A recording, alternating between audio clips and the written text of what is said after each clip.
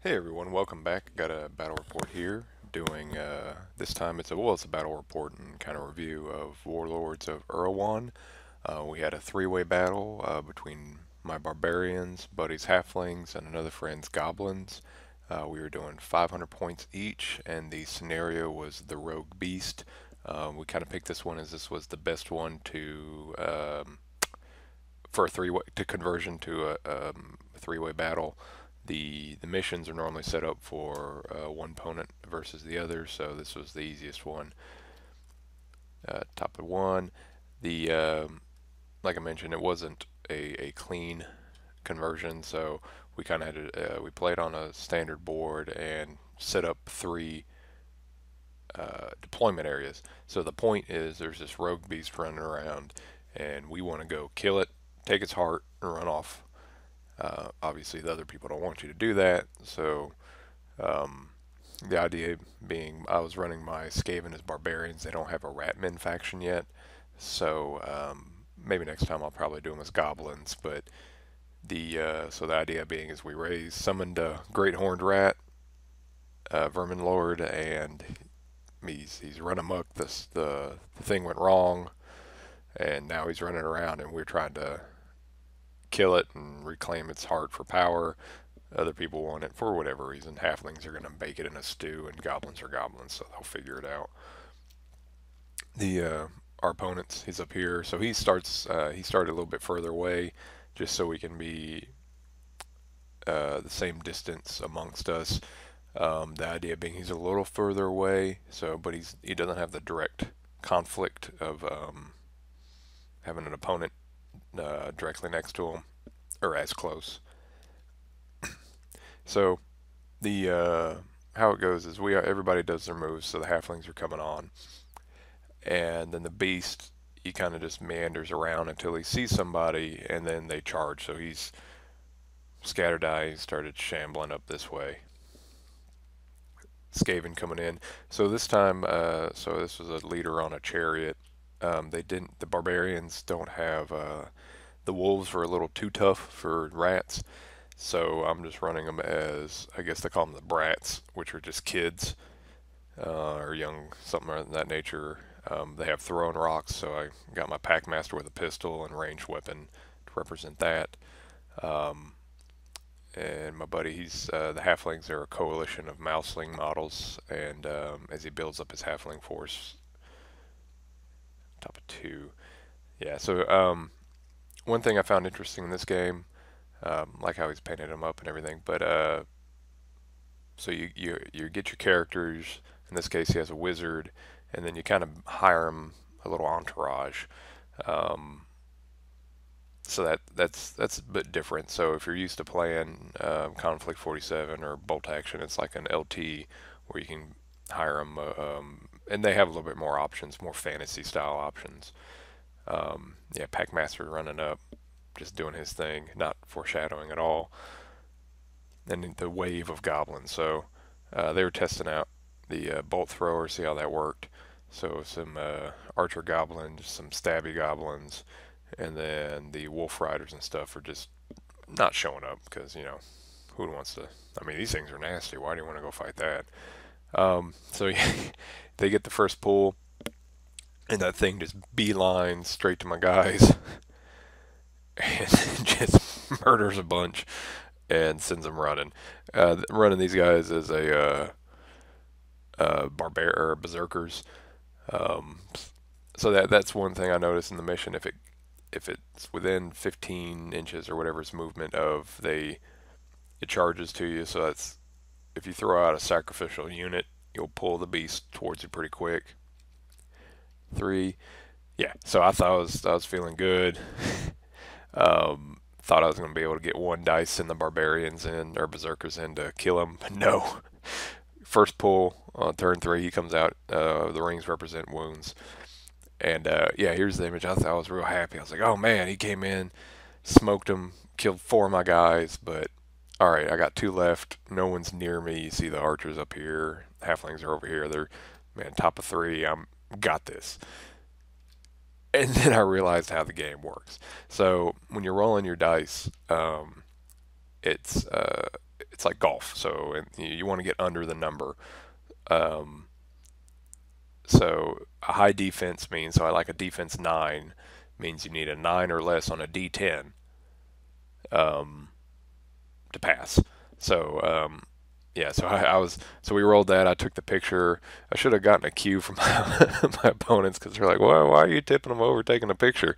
Because they rolled, like 8, 7, 7, all these high or ones and twos, and I was like, oh man, this is great. I got him. I got him. Because one generally, low is bad, high is good. Well, in this game, it's the opposite. So put him back up, and then all my guys are running away. So I send in the next wave. This is a chieftain on chariot, and he goes running. So, in like old Warhammer, a guy can be killed off his chariot. We did manage to do some damage to him. So yeah, I was just sending in wave after wave, and they're bouncing. So that is one thing that could be frustrating. So in your tougher guys, so like a dwarf or monsters, if they have a defense 9, if you don't have a can opener, um, it's even more tough to get them off the board versus like the old Warhammer Fantasy 2-up save. Well, 1 out of 6 is much higher chance than a 1 out of 10. Um, so it's that the weight of numbers is a little bit harder to get. Is you can count the models and the attacks aren't that high. Um, so yeah, the halflings are coming over. So you could tell, like my opponents, they're seeing, they're thinking the same thing. I'm throwing all these guys at them. Surely I should kill them, but no. So you take also pins for each person killed. So that's a little bit different than if you're used to playing Conflict 47 or something like that. Um, so you get them like being like standard being shot at, but you also in hand to hand you get them just by losing a guy, each one. So if you just got to factor that in. Goblins, they're running up. He's failing some of his tests. Oh, here like when you run through terrain, you have to do like an agility test to even move um, above, or you get half move.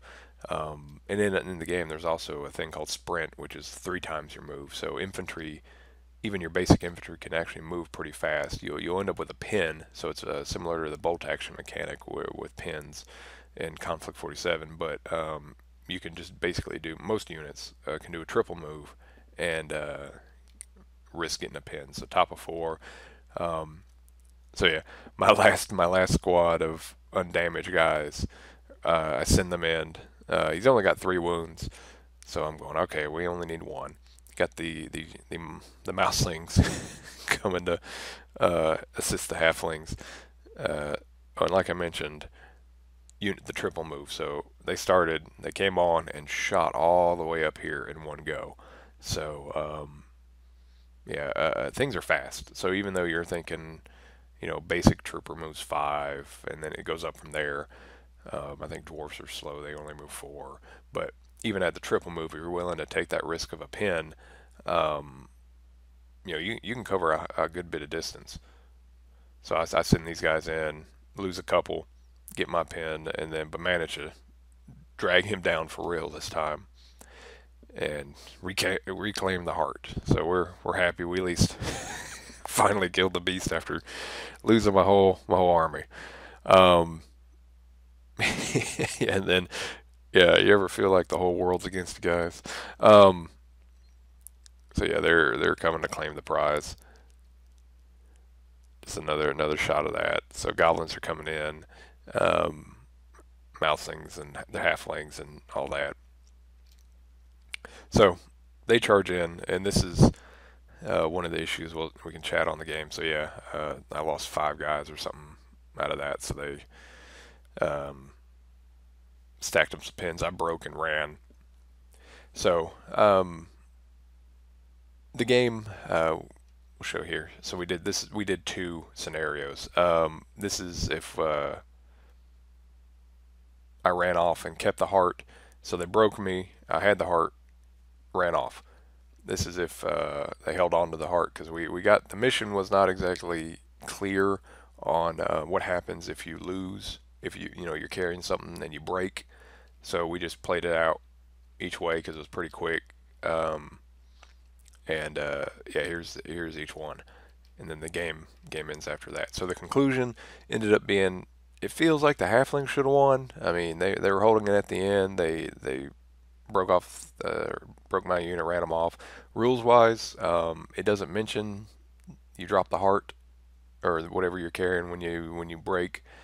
We lost all but one units was broken, and I don't think the goblins or halflings lost any of them. So final thoughts. Everybody inadvertently, we didn't plan this. Everybody kind of took something. So the halflings had magic, and it was useful. And it feels some of the spells. It feels like they could be powerful, but some more playtest. But yeah, it's definitely worth taking a wizard. It looks like chariots. They're neat. Take them and leave them. They can do. They have scythes, and you can pay to upgrade those, so they can come into a low toughness unit and just rack up a ton of hits. Bolt throwers, they seem okay, but they're very dependent on line of sight. Um, so I mean, it's like all war machines, but particularly in this one, especially in a skirmish style game, I don't know if it's um, going to be worthwhile.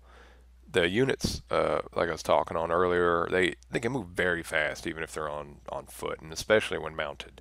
Um, so I'll probably bring out my old Bretonnians and test that out just to see. Um, One thing, it's not a tournament game. It's one of the case in point, like we come to how the mission ends, and we're getting questions on who won and how, and certain mechanics. There's some other things that popped up that aren't super clear in the rules, but overall, it's a really good game and fun. Um, Definitely would recommend it if you like the bolt action mechanic style, and you want a little more um, randomness or wonkiness than Kings of War, because I play Kings of War as well. It's not nearly as tight as Kings of War, but it does have a little bit higher um, cinematic moments um, than Kings of War. I mean, they're both dice games and such, but there's enough going on here that it doesn't feel as deterministic. Obviously, if good tactics and everything will still win you out, but overall, I would suggest it if you have a old fantasy army or just looking to pick up a couple of the cheap new plastics, either from Bones or those Frostgrave Knolls and things like that. You can get an army fairly cheap out of the book and get to play in a really good and fun game, especially if you prefer the fantasy setting over Weird War, World War II. I would strongly give it a recommendation. Anyway, thanks for the watching the battle report, and hope you have a good one.